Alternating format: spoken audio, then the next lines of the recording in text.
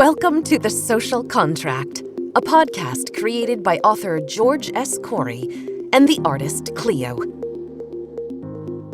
Hello, everyone. Welcome to episode 5 of The Social Contract. I'm actor, writer, producer Tavia Gilbert, and today I'm delighted to present an exclusive preview of the forthcoming book by George S. Corey, Presidential Conversations for Kids. Before we get into the episode, I want to acknowledge that today is a special day. It's Memorial Day. All of us at the Social Contract podcast want to extend our sincere thanks to all the servicemen and servicewomen, some of whom sacrificed their lives, who have served our country fighting for the everyday freedoms that we enjoy. We salute you.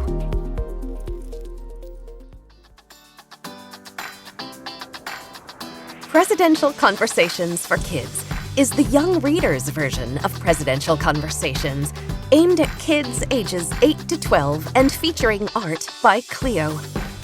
PC for K, as we like to call it, will be published in the fall, perfectly timed for some lively back-to-school reading.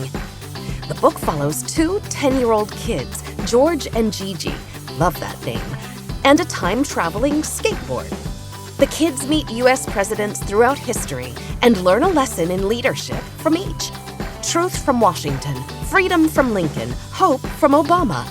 You get the picture.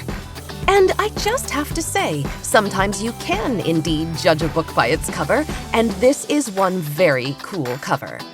It shows a big red skateboard that is covered with multicolored stickers of Biden, Harris, JFK, Teddy Roosevelt, and more. It's just wild. We shared the cover image in our show notes, so be sure to check it out.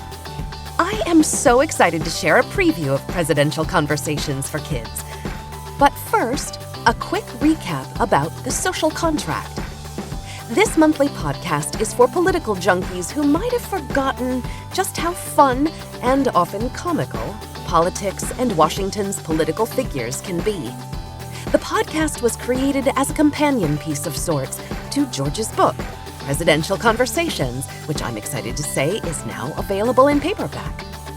You don't need to be familiar with the book to thoroughly enjoy The Social Contract, but in keeping with its spirit, this podcast features fictional, often satirical send-ups of the hot-button political issues of the day. In today's new episode, we're going to reminisce a bit about the books we loved as kids and talk about the importance of instilling a love of books and reading among our younger listeners. Now, let's listen.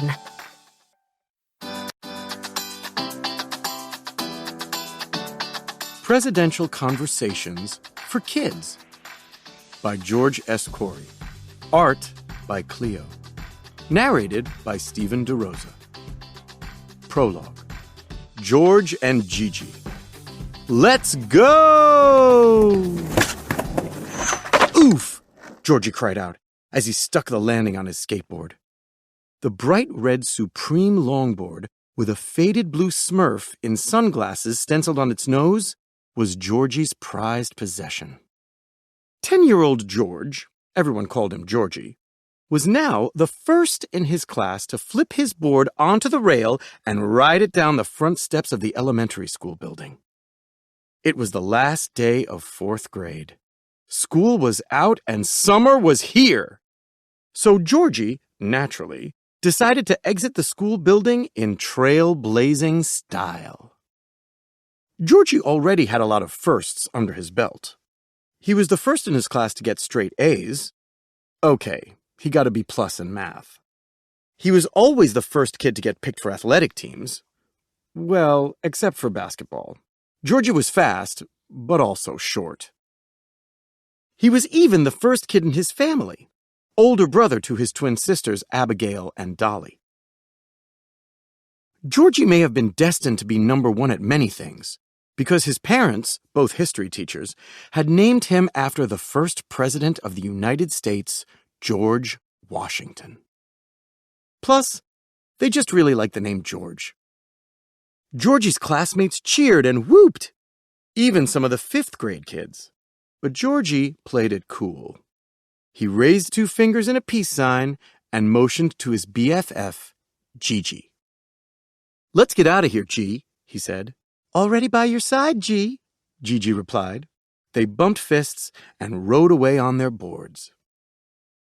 GiGi's board was purple, and she had traced hearts all over it in different colors. She called it heart art, and got a kick out of how that rhymed. Her name was actually Giselle, a name that had been passed down over multiple generations of her family who came from the French West Indies. But everybody called her GiGi. Well, everyone except Georgie. He called her G, and she called him G, and they thought that was pretty cool. While George was a top banana at school and sports, GiGi wasn't crazy about school, except for drama club, and hated sports, except for skateboarding, which she loved. GiGi thought of herself as a star in the making, and true to form, usually landed a leading role in school plays.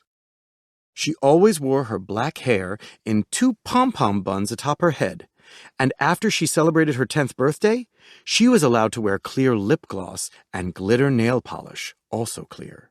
So, for a 4th grade girl in suburban DC, GiGi had star quality. But she still managed to be way down to earth and liked to keep it real, as she was fond of saying.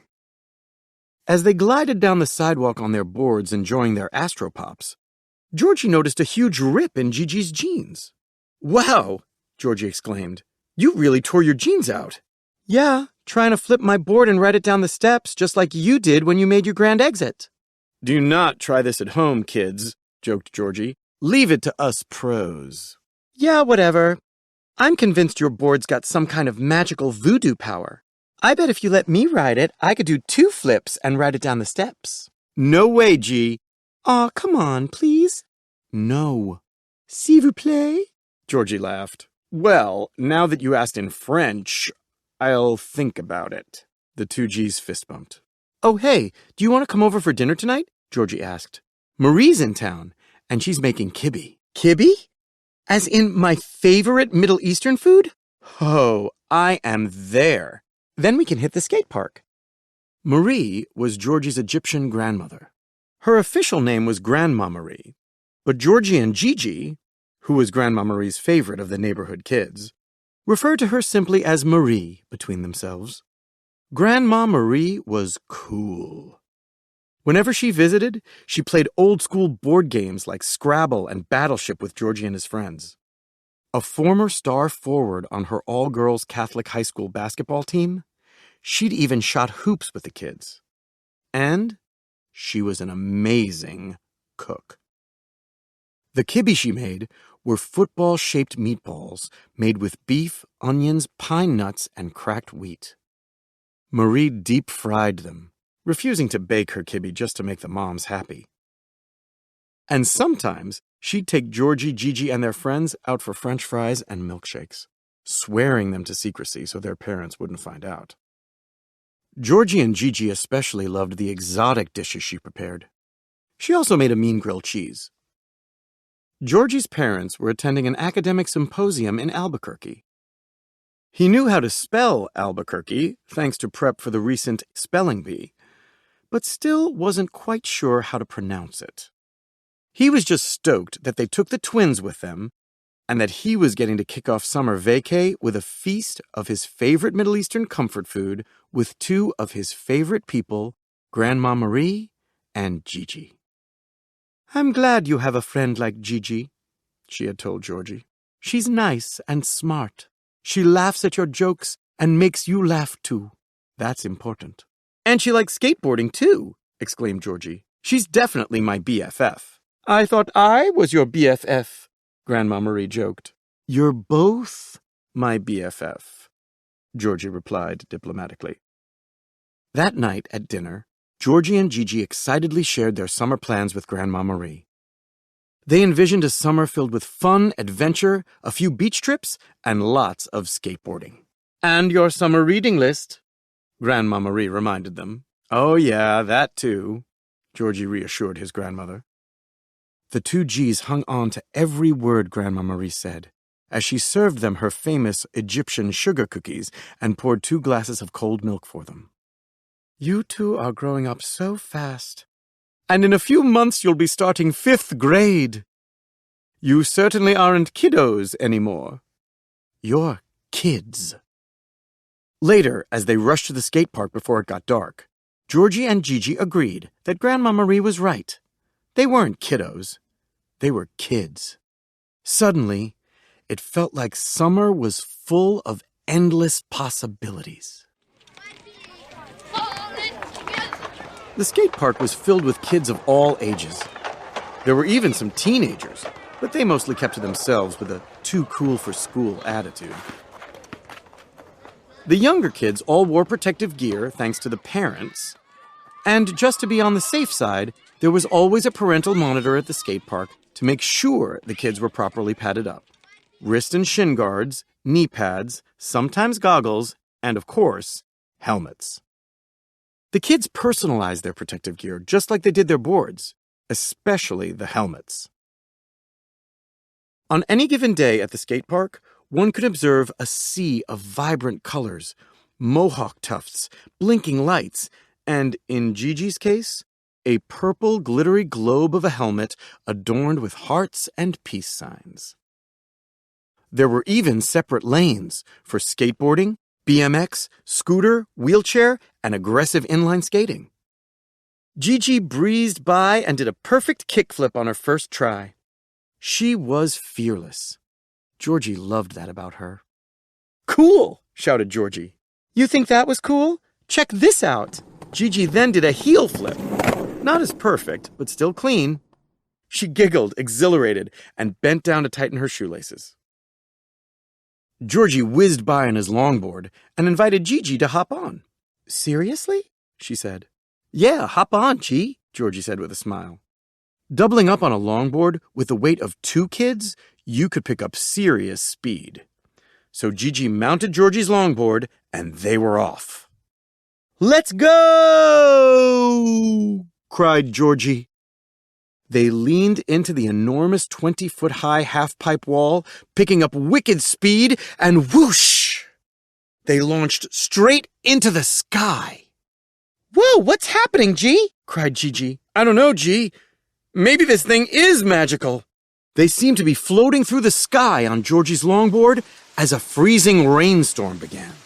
Neither of them could see because of the hard rain beating down straight into their eyes.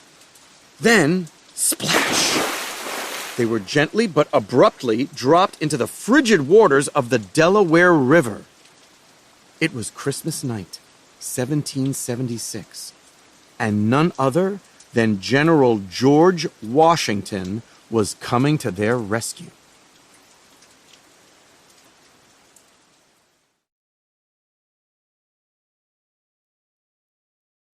Chapter 1. George Washington. Crossing the Delaware. Georgie and Gigi paddled hard through the icy cold water toward a boat that was rocking violently in the waves.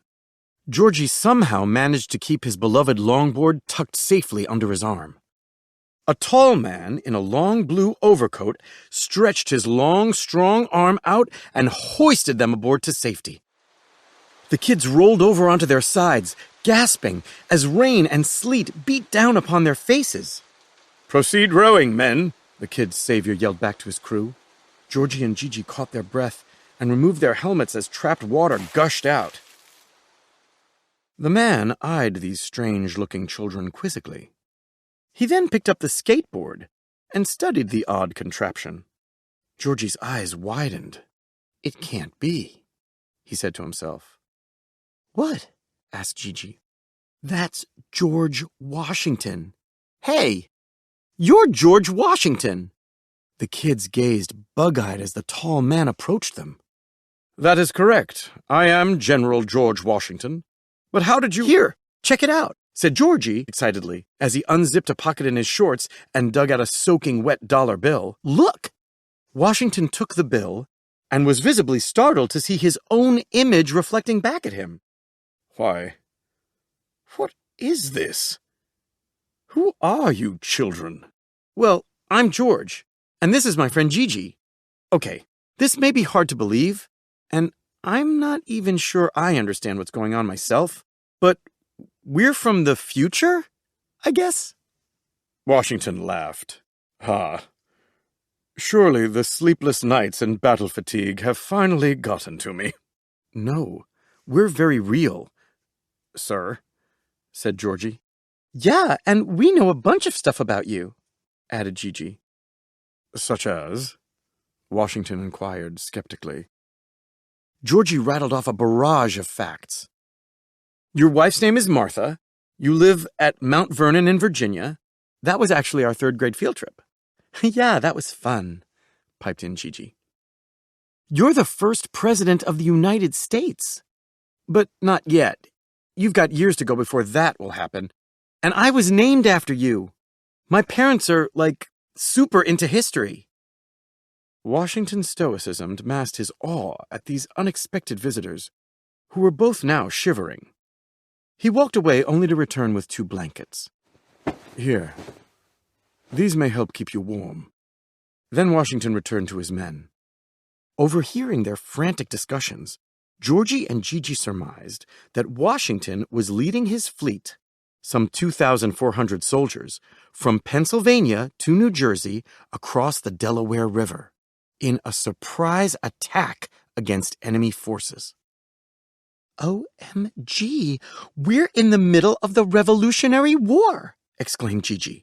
We're literally crossing the Delaware with Washington, like in the famous painting.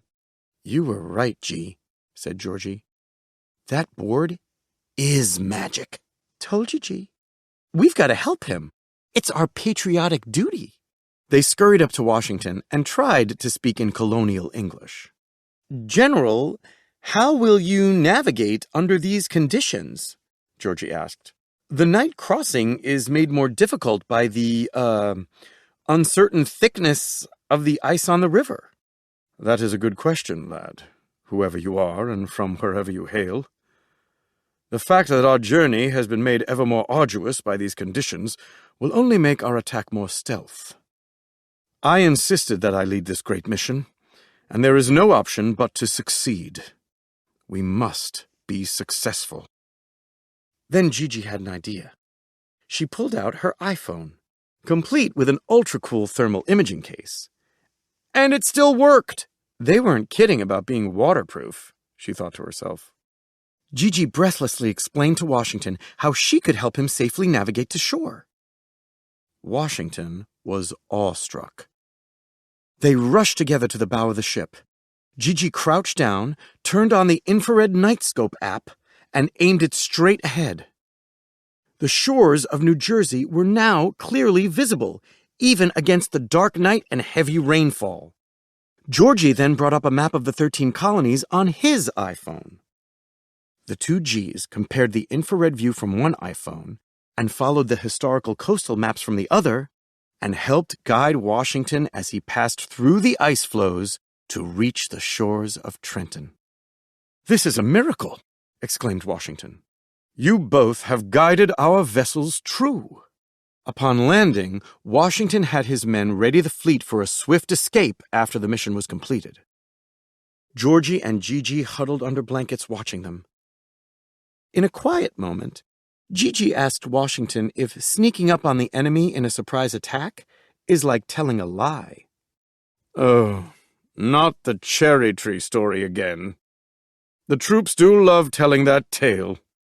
Then Washington mimicked a nobleman with his hand outstretched, saying, I cannot tell a lie. This made the kids laugh. But to answer your question, in this instance, no, it is not lying.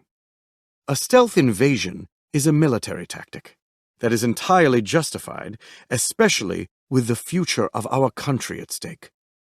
Now, as I take leave of you, children, and in gratitude for the feat you have performed for the benefit of our young nation this evening, I remind you of the value and power of truth. Aspire to this ideal throughout your lives, and I implore you to understand how it was only my blunt truthfulness, from the time I was a child, that gave strength to my character and resolve to my actions. In a way, it was my pursuit of truth in all things that led me here tonight. And I suppose it will have also been my pursuit of truth that led me to become, as you have foretold, the first president of this new land. So let that be a lesson to you, children. Let that be my humble gift to you. Suddenly the sky flashed with artillery fire, and just like that, Washington's good spirits evaporated. The great general sprang into action, commanding his platoon to take the shores of New Jersey just as... Boom! When the black smoke and debris cleared, Georgie and GiGi found themselves once again flying through the sky, atop what could now only be called a magical skateboard.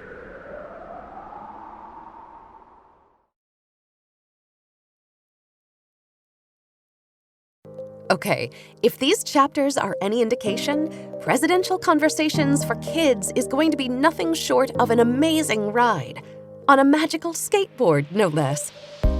I am so excited to once again talk to one of my favorite people, the author of Presidential Conversations for Kids, my friend, George S. Corey. It's great to get to speak to you again. I want to ask you what the difference was between writing a book for adults and writing a book for kids. I feel like you're so comfortable around kids, and you also, I perceive, don't talk down to anyone, let alone children. But was there a different way you approached the process? I talked about serious matters like slavery and the slave economy and discrimination, but in a way that 10-year-olds understand in first grade, you know? And now the story, it's fun and it's crisp. And I have a number of nieces and nephews at that age group. And when I sent them the manuscripts, they loved the line, "We're kids now, not kiddos." And they really loved that. So I knew I was onto something. I love that. I'm curious what books about civics or American history stirred your imagination when you were a kid growing up. Well, I have, in fact, this book, which is Meet John F. Kennedy, was literally my book in grade school in Galveston, Texas. And I had the whole series of Kennedy and Teddy Roosevelt, and those stories in these books are exactly what I wrote about when I wrote Presidential Conversations. And so I went back to other kids' books to try to find interesting stories that you wouldn't know, like the bit about John F. Kennedy when his P-2109 boat was hit, and grabbing his sergeant's lifeboat by his teeth and swimming him 3 miles to the island. That stayed with me, you know, even from when I was like 6 or 7. So I knew I wanted to write about that. I knew I wanted to write about Teddy Roosevelt being sickly as a child, but then his father saying, "You must build yourself up." You know, I love that story. So there's a lot of golden nuggets that I knew that first graders, it would really appeal to them. All my nieces and nephews, and I have other honorary nieces and nephews who read this, the best story that they all loved was when Georgie and GiGi fall back into the day of the Gettysburg Address. Lincoln pulls them into his coach, and he's totally disorganized, and he's going to be in Gettysburg in 20 minutes, and he's writing with a quill, and GiGi says to Georgie, "We have to help him." And so they sit down, and luckily the Gettysburg Address is so short that I just did it line by line, and the three of them wrote it together. Georgie even gives Abraham Lincoln a cross pen, which the Cross Company actually invented, the first predecessor of the ballpoint pen, that year for the war effort. And Lincoln had discovered it and sent it to everybody in the war, which is very cool. So Lincoln at the end says, "I'm keeping this." But I love that story because they participate and they help Abraham Lincoln. And that's something that all 10-year-olds can appreciate and say, "I could have done that," you know? Yeah. So we've talked about this before on the show, that you have 14, 4 nieces and nephews. How did they influence the book? And how did you come up with the idea of a magical skateboard? Ah, it's very tough to get the engagement of nieces and nephews. You get them for a couple of weeks or months at a time, then they're busy, and then they come back to you, and it's like your face is in the sun again. So I have a few nieces and nephews in mind all the time when I'm writing. In fact, when I wrote Presidential Conversations, I had some of the older ones in mind, but for kiddos, I had the ones who were like in first grade, second, third grade in mind all the time, thinking, how would she like this? You know, that's how they influenced it. And plus, I would go back and ask them to read it. They're like, thumbs up, or they'll give me like, I like this part. I loved We're Kids Not Kiddos, or I liked Lincoln, and that's it. So it's like, okay, good enough. Did they come up with the idea of the magical skateboard, or was that your idea? No, my creative director at the publisher, Benjamin, did. I mean, I wrote the publisher 4 different versions of this, the first few chapters. And Benjamin was like, this was his line, and it changed everything. He goes, I like Georgie. I want you to write it in the first person of a Georgie. It's not you. We're just using the name because we like it. Make him young. Make him cool. Make him great on a skateboard. And that was the direction. And as soon as Benjamin said that, it clicked, you know, and I had the story. It was done. And I knew exactly what I was going to write. And so I wrote that. And then I watched the Olympics and I saw so many great women participating, you know, and I really fell in love with a couple of them. And I was thinking, I really like these women. It's a shame that I didn't do Georgie as a girl. And Cynthia said, give him a partner. Let them be best friends. And so Cynthia, CLEO, came up with the idea of somebody else. And I had loved the name GiGi. And I knew instantly she was going to be young, black, really dramatic, really cool. And I saw a picture of Amanda Gorman getting an award when she was 13. And she had the 2 pom-pom hairs on her head. That's how she wore it when she was 13. And I said, that's her. So Georgie is the kid I always wanted to be. You know, cool, fun, athletic, great on a skateboard. That was not me. But he's like an amalgamation of all the cool kids, the nice cool kids, not the mean ones. And GiGi is, in appearance, Amanda Gorman at 10 and embodied with all the verve of the women that I care for. You know, my Cynthia, my nieces, women with verve. I mean, that's GiGi. I loved how Stephen performed this. I mean, he got everyone. He nailed it. He nailed my grandmother, who is GiGi as well. Probably more GiGi than almost anybody but Cynthia. He nailed Georgie and Gigi's voices, their verve. He nailed George Washington, you know? It was very moving to me. I have one more question for you. I know you're writing more history-oriented books for kids. Yes, PC for kiddos. They're probably not going to use that word. This is for 5-year-olds. That's delightful. I sketched this out with one niece. She read through it and she gave me her advice. She told me kids' books to read and what she liked and what she didn't. But she said, you need to do this for young kids as well. And so she and I sketched out the same book for 5-year-olds. We're hoping that it will be a series. I'm working on that now. I feel like everything has come together in writing this stuff. And Cynthia says the same thing about drawing, that everything that she's done comes into this now, that we couldn't have done this even 10 years ago, you know. It's extraordinary. You know, it's extraordinary to think that this was just, for me, an idea that came up just to explain Trump to my nieces and nephews and the office of the presidency and the importance of character. And that's all we have is this unwritten contract to treat each other decently. It just comes down to the whole social contract. Locke is all about not pushing at each other in the queue. That's it. Not grabbing the biggest piece of chocolate cake because you can. That's all it is. And that's all contract law. That's all constitutional law. That's all human relations. That's marriage. That's every relationship. That's parenting. That's being a child.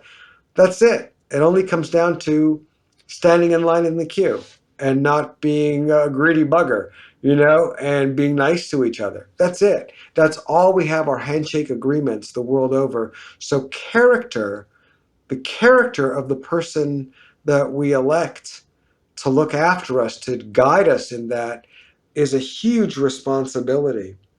And if we can help explain to people, especially young people, that this is all just about a handshake deal to treat each other civilly and kindly. That's all we have to do, That's everything. Well, that's a beautiful way to end the conversation. I'm sure that this won't be our last conversation, but I think that is exactly the point of the podcast and the point of your work. Whether for adults or for children, we are all part of the social contract. Exactly. Author George S. Corey, everyone. As always, I'd like to conclude the podcast with a quote that, I hope, really resonates with our listeners. This one's short and sweet and comes from President Franklin Delano Roosevelt. We may not be able to prepare the future for our children, but we can at least prepare our children for the future. I'm hopeful and optimistic that indeed we can. Like me, you're probably already looking forward to our next episode, Presidential Transitions, which will delve into how to deal with friends and family members who hold differing and sometimes clashing political views. Here's a clue. Love is the answer. It always is. That episode comes out on June 27th. Remember, we always release on the last Monday of the month. I want to thank the amazing Stephen DeRosa and, of course, the creators of The Social Contract, George S. Corey and CLEO. If you enjoyed this podcast, it's a safe bet you'll really enjoy George's book, Presidential Conversations, now in paperback. Learn more about George S. Corey at georgescorey.com and about CLEO at theartistcleo.com. We'll give you all those links in the show notes. Most of all, as always, I want to thank you, our listeners. We're thrilled to have you here with us. Be sure to follow the Social Contract Podcast, available wherever you find your favorite podcasts. We hope this will become one of them. If you enjoyed today's episode, we'd love it if you'd rate and review us. We are on Twitter, Facebook, and Instagram at MyTSC Podcast. This has been the Social Contract Podcast, created by George S. Corey and CLEO. Produced and hosted by Tavia Gilbert. Associate producer, Katie Flood. Music courtesy of Listen Audio. Mix and master by Kayla Elrod. This has been a podcast from Listen Audio in association with Talkbox Productions.